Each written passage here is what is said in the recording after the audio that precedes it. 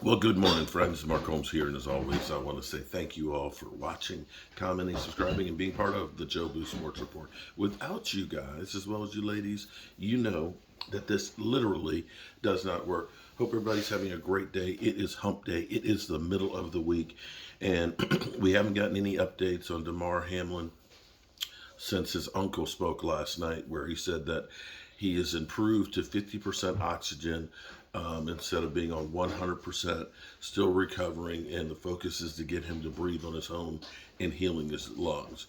So at least we're headed in the right direction. Hopefully, we'll hear some more good news today, later on today as well. Last check last night, and I don't know where it's at today. I'm guaranteeing it's probably over $6 million. His charity was up to $5.5 million. So shout out to everybody out there that has definitely kept him in your thoughts and your prayers and donated to his cause. For the Cowboys, we still don't have any clarification on what the NFL is going to do as far as the game, Buffalo versus Cincinnati. We don't know how that's going to affect the playoffs or what they're going to do. They've got all kinds of options, from extending the season for another week. They could end up going by the score 7-3 and saying that was the winner, or they could go through and just say it's a tie, or just don't count the game at all. I don't know how they do it, and I wouldn't want to be in their shoes to try and figure it out. For our Cowboys, interesting take, because we already have coaches that are being fired throughout the NFL and others that are on the hot seat that may lose their jobs as well. The question becomes will Dan Quinn become one of those coaches? Denver, of course, who did interview Dan Quinn last year, seems to be the hot rumor for a place for him to go. We don't know if that's going to happen, but Dan Quinn did said this: right now I'm having a blast. Basically what he is saying is, unless there's an offer out there that just blows me away, I'm good right here. And I wonder, with Dan Quinn having been an incredible defensive coordinator for the Seattle Seahawks, being part of one of the greatest defenses in the history of football, and then taking the Atlanta Falcons as a head coach to the Super Bowl, you wonder if he looks at it from the standpoint of saying, I get all the excitement and all the thrills being that defensive coordinator of building these men, or do I want to be that head coach, that guy that has to take all the heat? See, there's a big difference in being a coordinator versus being a head coach. The coordinator and position coaches work with the players directly. As the head coach, you don't do that much. You basically are the CEO, and you're directing others to do that job. I know for me personally, I've done big projects for building furniture stores, working, Smithsonian things, and running the job. I don't like that part. I don't like the paperwork. I don't like watching others. I'm one of those guys that likes to get down and dirty and do the work, because at the end of the day, like where I'm working here on this floor, it's hard work. Believe me, it's hard work. But you don't get the same satisfaction of telling somebody else to put that floor down as you do as looking back and saying, look what I created. And that's where some guys are not meant to be head coaches, and it's okay. Some of the greatest coaches in the NFL weren't head coaches, they were coordinators. And I look at a guy like a Norv Turner, I look at a guy like Wade Phillips, that were incredible with what they did with offense and defense, and they were better suited to be coordinators. There's no shame in that. And for Dan Quinn, you have to look at him and say, he's having fun right now, working with Micah Parsons and being the mad scientist with his defense.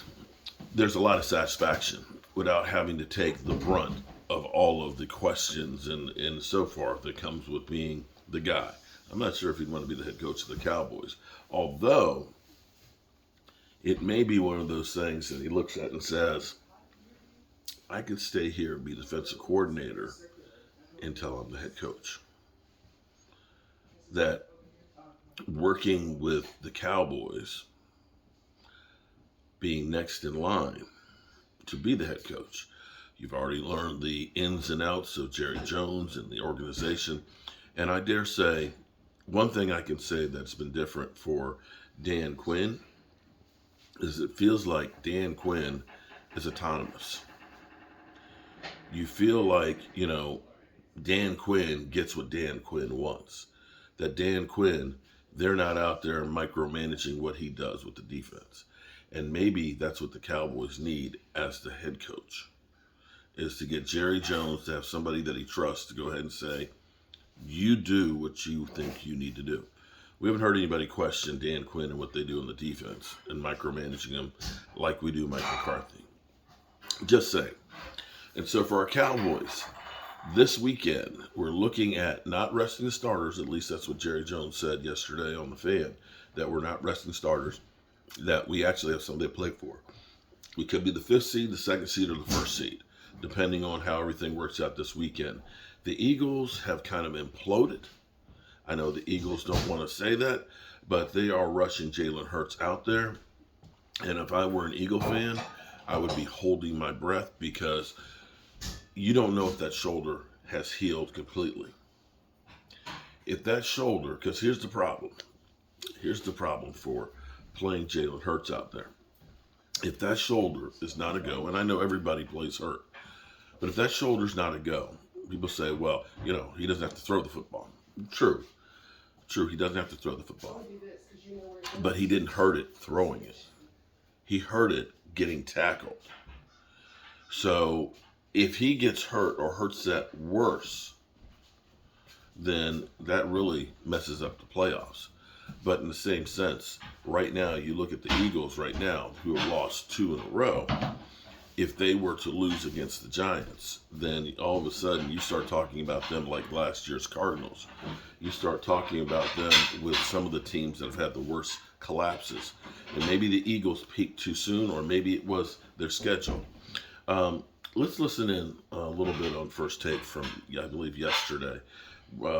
First things first, when they were talking about the Eagles' situation here. Great segment coming up. Problems in Philly. Eagles lose to the Saints 20-10. Top seed, which felt like a lock a few weeks ago, all of a sudden up for grabs. Here are some scenarios. Eagles clinch. If they beat the Giants or the Cowboys lose and the 49ers lose, 49ers need to win and have the Eagles lose, and the Cowboys need to win and have everybody else lose. Now, Gardner was okay, but has lost 2 in a row. Coach Mangione, what do you mean? Gardner threw a pick 6 and losing. He was okay. I don't think he was okay. I classified it as okay. I disagree. I think he played terrible. Great, but he didn't play they scored terrible. 10 points. He threw a pick 6 to losing the game. That's fine. Dusty, did he play okay? No, he didn't. He was horrible. Wow. We'll edit that out. I thought he played okay. Super Bowl champion Coach Mangione is here.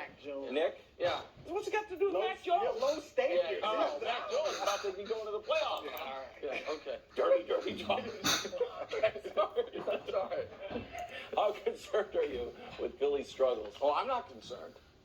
I mean, you were right. I just get to be right again. It's a nice thing. How many times we got to see the example of the team that jumps out to a crazy hot start, looks like a juggernaut, but you're like, Nobody was like, except you. Yeah, well, You're the only guy who's like, Who could have seen it coming? We saw it happen with the Ravens in 2019, then we saw it happen to Pittsburgh 2 years ago, then we saw it happen to Arizona last year, and now they are banged up at the wrong time. They peaked too early. Their quarterback's hurt. They're unproven in the postseason, and all of a sudden, by the way, did New Orleans run for 130 and complete 85% of their passes? They did. Now, had nothing to do with the Gardner Giants are locked into the 6th spot. We'll see if the Giants play or not, if they play their guys or not. So the Eagles could end up the 1 seed either way. But this team is absolutely plowing towards a one-and-done postseason. What? And it has looked like that for the better part of a month. And I don't know why you're so shocked, except for the fact that they're one of your co-NFC Super Bowl picks, along with the Packers. Bruce got a third of the field. And once it looked like the Packers were once it looked like the Eagles were the best team, I picked them. You threw it in there like as an aside. Yeah. Am I the only one that knows Jalen Hurts isn't playing? But is Like, he mad you brought up the Ravens of 19 and the Steelers Yeah. of 20. They didn't lose their quarterback. Now, if Jalen's out or severely compromised and plays, I'll give you that. But he's hurt right now. Well, but I'm assuming he's coming back at And going to be 100%. 98%. Why are you assuming that? Well, we'll see him play. Okay. All right, but if he's fine, of course, if he's out there in trouble. If he's fine, I'm not too concerned. I'm not getting there, not a lot, of course. But here's the difference. First of all, Coach, they almost beat Dallas with Gardner Minshew. Did they All right, almost? let's not forget that. I know yesterday was bad, and the Saints are playing better football, but they almost beat Dallas, and they had Almost beat them. 5 turnovers in the last 2 games. What has been the key, a big key, for Philadelphia this season? They don't turn the ball over. They had 13 turnovers in the first 14 games. It was a mirage. No, it wasn't. Jalen Hurts, when Jalen comes back, he will not turn the ball over like Minshew has. That's the difference. That's why the defense has struggled a bit. Is it? Against the Bears? Didn't Jalen have I mean, against the Bears? so you think that's who he is I now? think that he was not the most turnover, what's the opposite of prone, unlikely quarterback in NFL history. I think they were running hot. I think they were running hot on For 12 turnovers, on injuries, all of these things. The and defense is regression, great. They're great at getting to the quarterback and forcing turnovers. Well, they get- I do think Gardner that Johnson the was regression was coming. and Josh it hit him Sweat's in the coming face. back. Look, it concerns me that they've lost 2 straight, and you do have to take in the quarterback situation as part of this. But to me, what's disappointing is they were known as a complete team. They're top 10 in almost every offensive category, every And they defensive kind of category, losing that. turnover differential, all those things were coming into play. In the last 2 games, it's been a different story. And pull up the graphic. Just take a look at the different approaches. So 13-1 versus 0-2. And I know you love this, but look at the difference in rushing attempts. Okay, so it's 33 down to 22. The yards per carry is down significantly, and the average time of possession. They haven't been very good defensively on 3rd down either. So I would have thought that even without Jalen Hurts, the rest of the team could rally around. And maybe Dallas was a little bit too much to ask for, but definitely against the Saints. Definitely some Saints. problems with the Eagles. And it's hard when you've had success as long as they have to maintain that momentum. But I think they could have maintained that momentum if they just stayed true to their character and continue to run the ball and control the clock. Go ahead, Brew. Look, and I think Coach you understands, Jalen Hurts is not just a versatile running quarterback. He's not just an accurate passer. He is the heartbeat of that squad. Like, he's a leader. And I think they're not only missing what he brings physically, but I think they're missing whatever he says in the locker room, whatever he says in the huddle. He can still His talk in the presence- locker room. Yeah, but it's not the same if you're not out there. His presence, to me, is huge I agree on with that you, team. I think that's part of it. But one of my concerns for them is when he comes, the reason those rushing numbers, part of the reason are what they are now without him, is because he is their best power back. He is True. their short yardage back. He is the reason they have hacked 3rd and 1 and 4th and 1. We saw Gardner try it yesterday and just get pushed backwards. So if your quarterback has an injury that he's missed multiple weeks with in his throwing shoulder, are we still doing quarterback power to pick up a key first down? Are we still doing the rugby scrum on 4th and 1, or do we have to be more cautious with him? And if you do, then all of a sudden they're not the same team. Well, look, if they can secure the number 1 seed and get the bye, and he doesn't have to play this week, then we're talking about a lot of time between the injury and when he has to actually play another Sure. meaningful game. Now, he may not be the guy that we've seen to this point, but I think the injury will be less of an issue than if they don't have that number 1 seed. Coach And he's up got to the play win. quickly.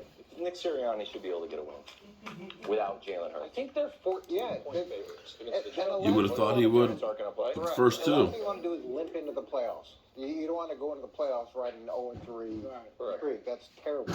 Dayball was going to play his guy. Vegas doesn't He is? believe him. He should I play mean, him He's saying he is. for We'll the talk about them later. Okay, sorry. Moving on to the 49ers. Okay, so they are currently 13.5-point favorites over the New York Giants.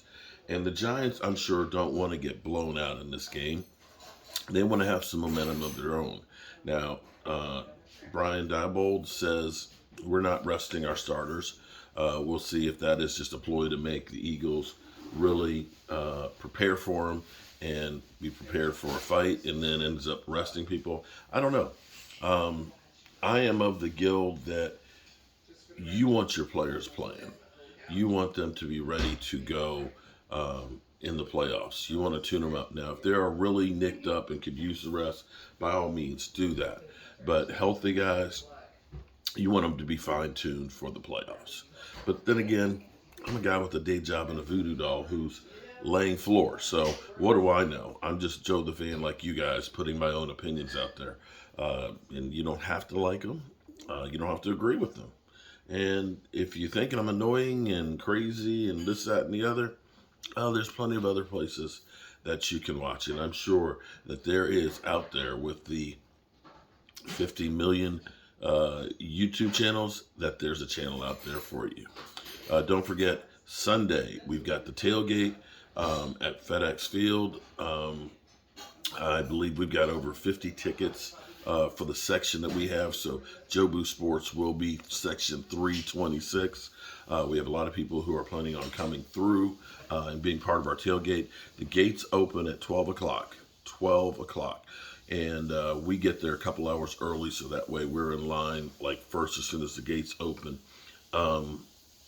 and start setting up.